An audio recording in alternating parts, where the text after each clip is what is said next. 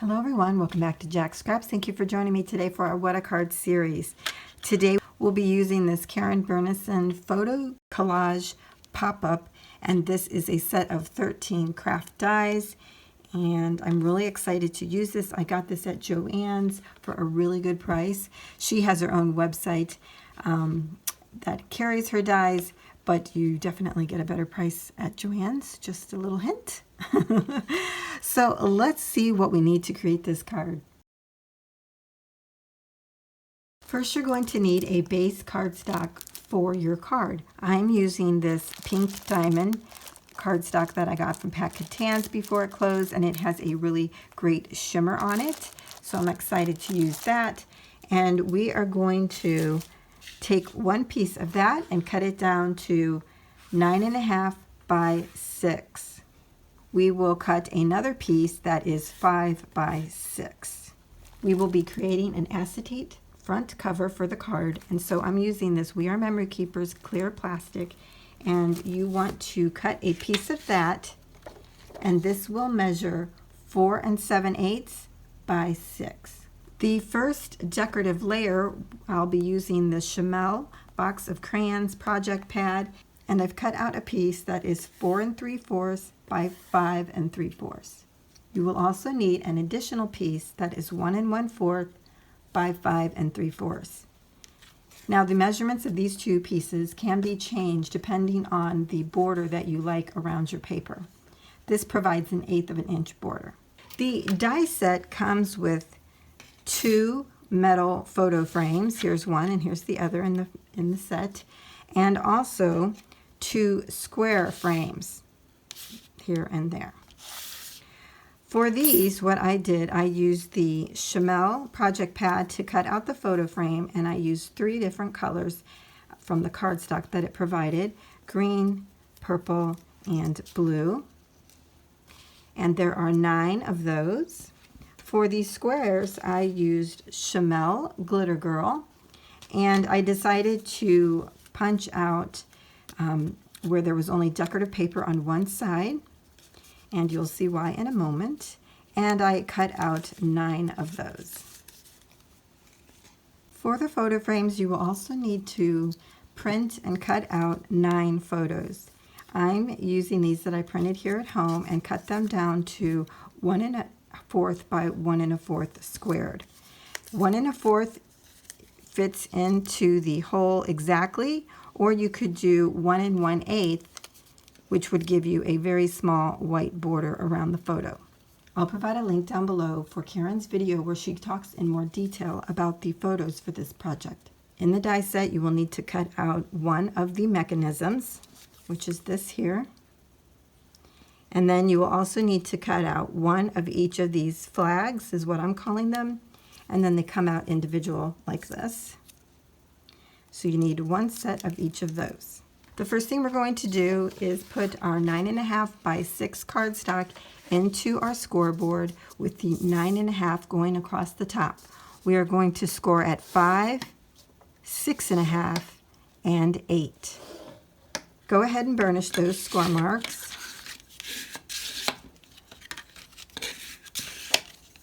So the first thing that we'll do then is go ahead and add glue to the first panel next to the larger panel.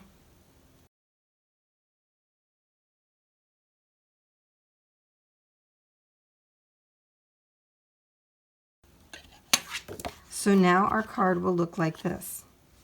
Once we have the centerpiece glued together, we're going to add adhesive to the first panel and the second panel.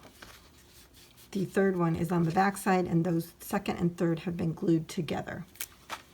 Now you can use a tape runner, but I don't advise using wet glue because we're going to adhere our acetate. So I will take all of these off and come back. Okay, so we're going to take our acetate, we're going to line it up with the other side of the card here.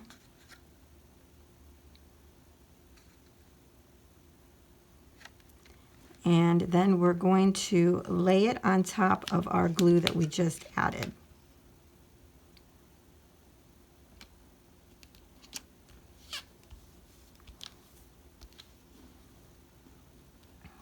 and then close the top flap.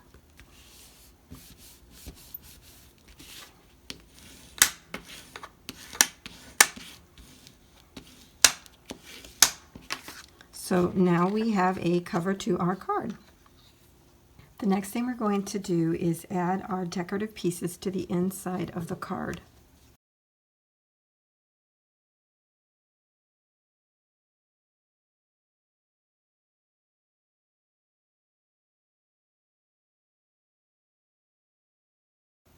At this stage, you could see if the weight is needed to add the additional piece to the back. Right now, this seems pretty sturdy with the cardstock that I'm using. I think it'll all depend on what weight that you're using. Now we're going to set our card base aside and we're going to start working on the mechanism for the photos. We'll also bring out our 4 little flags here. Now, when you have this die cut it out, you will see that there are 4 little holes in the mechanism. Hope you'll be able to see them there. And what we want to do with the mechanism and the slit going to the left, we're going to mark some arrows on here so that it will help us when we go to place the mechanism down and how we use it. So the first thing we're going to do with the little dot here on this side, what we're going to do is draw an arrow to the left. Where the next dot is, we're going to draw an arrow up from the dot in front of us. For the next dot, we're going to draw an arrow down from that toward us. And then the last hole, we're going to draw an arrow to the right. Okay? So it would look like that. Now, with the arrow going to the right, we're going to follow this along, and it goes to the point of this square. So we're going to flip this over and put a little mark right here. We're going to do the same thing for this arrow. We're going to follow this along to this side and make a little dot. So the back side will look like that. So the next thing we're going to do is fold on the score lines. So we're going to fold this in half and burnish with our fingers. Pull that back out, and we're going to go to the side. There's a score mark there.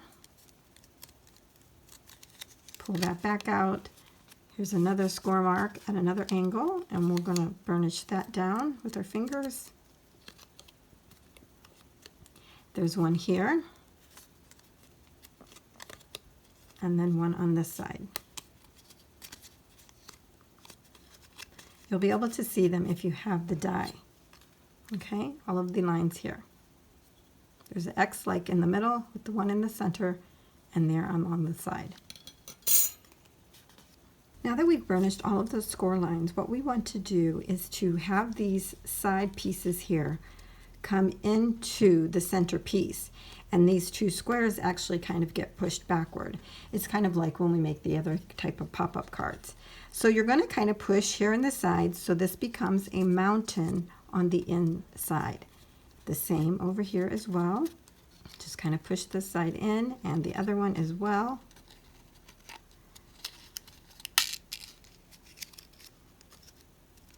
And then push that down.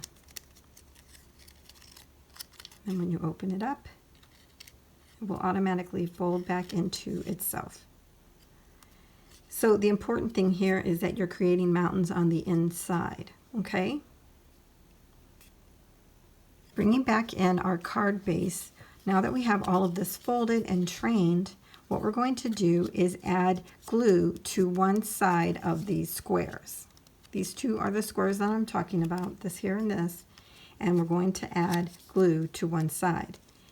Now the dot that we created earlier, we're not going to add glue in that area. It's probably best to use wet glue for this particular part of the card making. Okay, You see I didn't put any over there where the dot is. Now what we're going to do is try to center this the best that we can, and we're going to center it where the crease is for the fold of the card, and we're going to look for that crease right in the center of that hole. So as I'm putting it here, I can see the score line from the fold there in the center of that square, and I'm going to push this down to adhere it.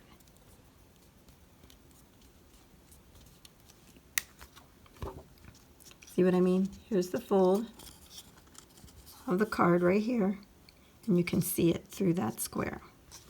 Now what we're going to do is only adhere glue to one side of the mechanism for right now. Now what we're going to do is start adding these little flags or arms to the mechanism. Where we had our first dot and arrow, what we're going to do is glue on this little arm right there in the center. So it won't go all the way up and it won't go all the way down. It'll be right there in the center. Now this is angled so that it will match up with the side of the mechanism here. I'm going to bring you guys down so you can see closer. Okay, so here's the dot and our arrow. This is going to get glued on right here. So you see there's a little bit extra there and a little extra down here. Okay, so we can put glue all in here. That's why these are angled, so they'll fit right in there.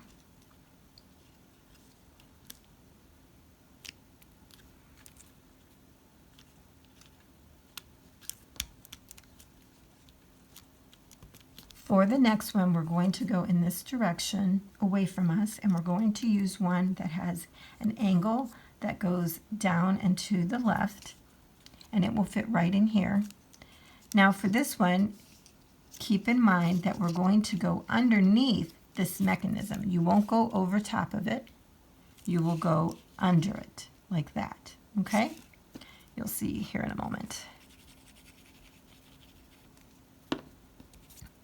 So I'm lifting this and I'm putting it in between there and down.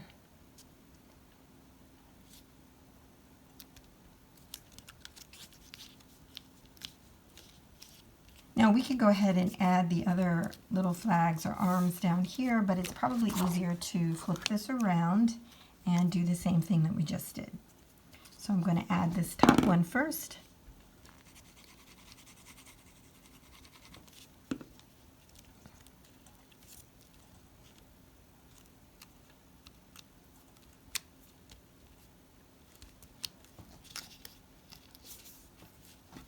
Now for my next one.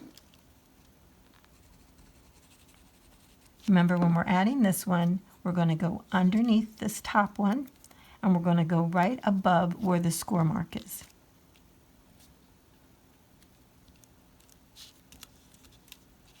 So now we have our mechanism all created. Next, what we're going to do, where we have the two slits, we're going to bring them together and interlock those and push down. Now what we also have to do is fold this over and add glue to the back side of the mechanism. Now remember, here's our dot. We don't want to put any glue on this side.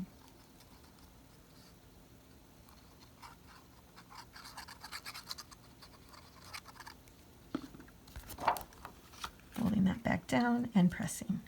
I'm going to hold that a little bit.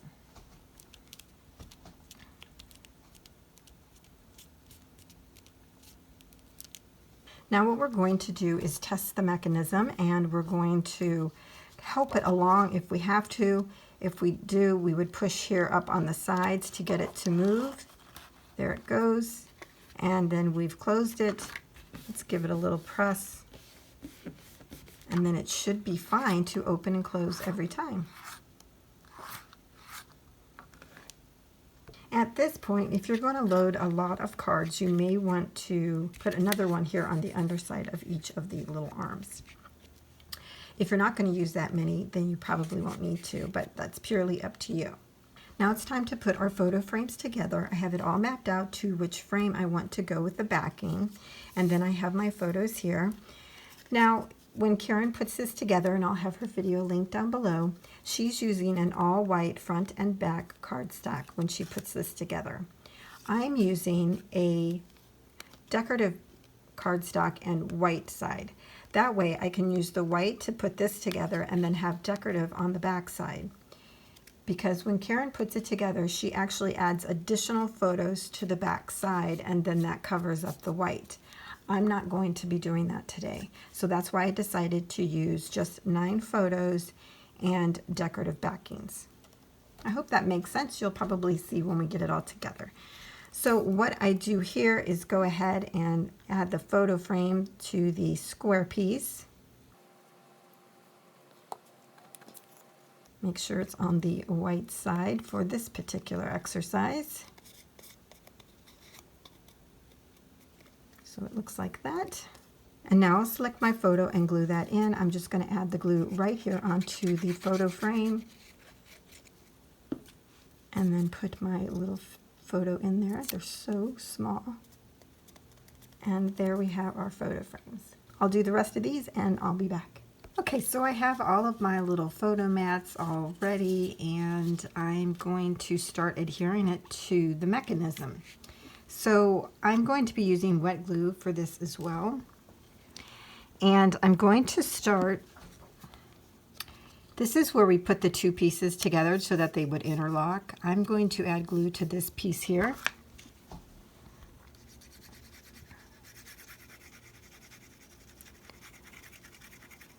And I'm going to add glue right above the line, but not on it. Let's see, and I think I'll start with this one. I'm going to align it to the end of that mechanism there. Too cute. And I'll add a next one to the one below. And again, I'll align it to the right-hand side on this one.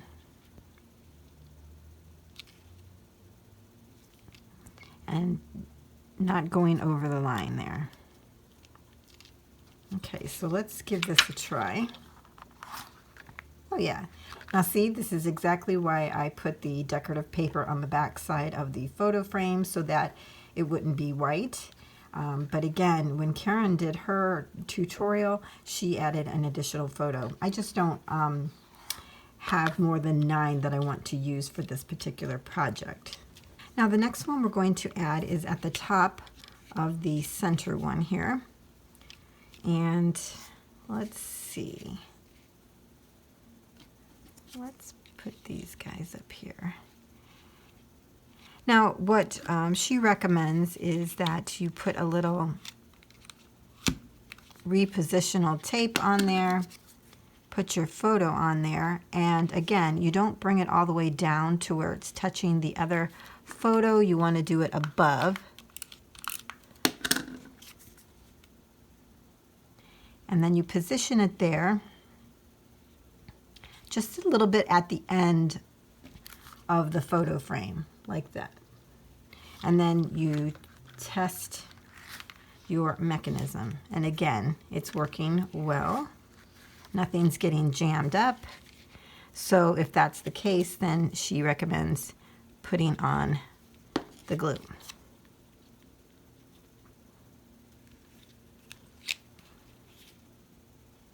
I'm going to hold that here. And try this again. Yeah, nothing really connects. See, it just really bypasses it, even though it looks like it's hitting it. It's not. Okay. So we need that to dry a little bit.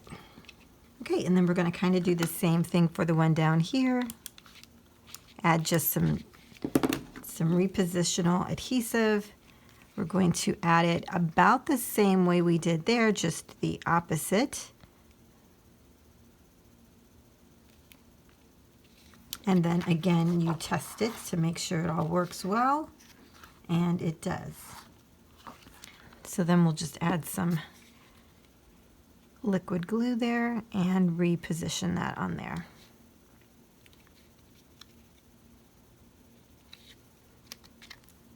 And then we'll test it. Yep, that looks good. Now let's go over here to this right arm here, and we'll put a little bit of adhesive. This is Repositional Adhesive. And I have my photo here. I'm going to put it right here at the end, kind of high up on the arm there, with just a little bit of an overhang. And let's test it. Yeah, perfect. Okay, so now we'll add the liquid adhesive.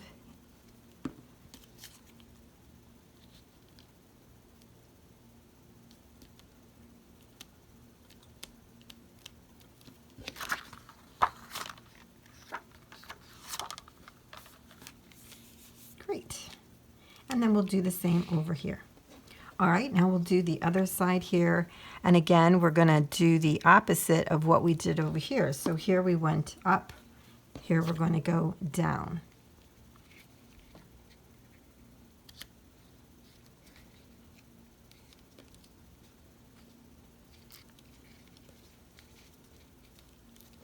Let's give that a whirl. Yep, everything works well. Nothing is interfering. That's what we're doing when we're testing it, is to make sure that none of the photos interfere with each other. It's all working well. Next, what we're going to do is add another photo, and we're going to put it on one of the bottom center photo right here in the corner. Let's just try some repositional tape first to make sure nothing interferes.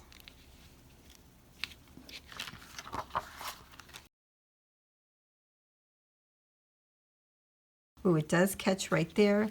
So when we go to adhere it, we won't go so far in. So I'm going to make that a little bit slanted. There, that looks much better. Yeah. So putting that at a little bit of a slant.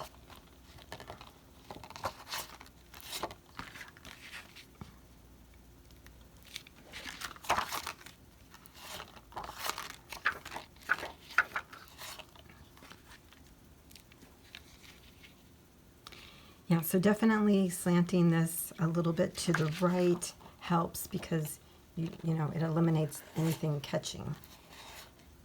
So we're going to add glue up here in the corner to hold our next one. Let's try this. So I have one more photo frame left, and I think I'll add it here to the end of this photo frame. And I think we're going to add it up a little bit higher. Let's give it a try. Yes. Okay.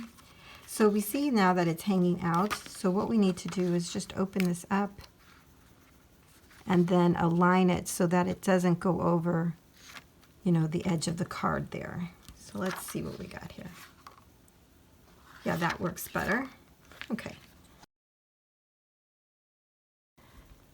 I'll just add some adhesive here.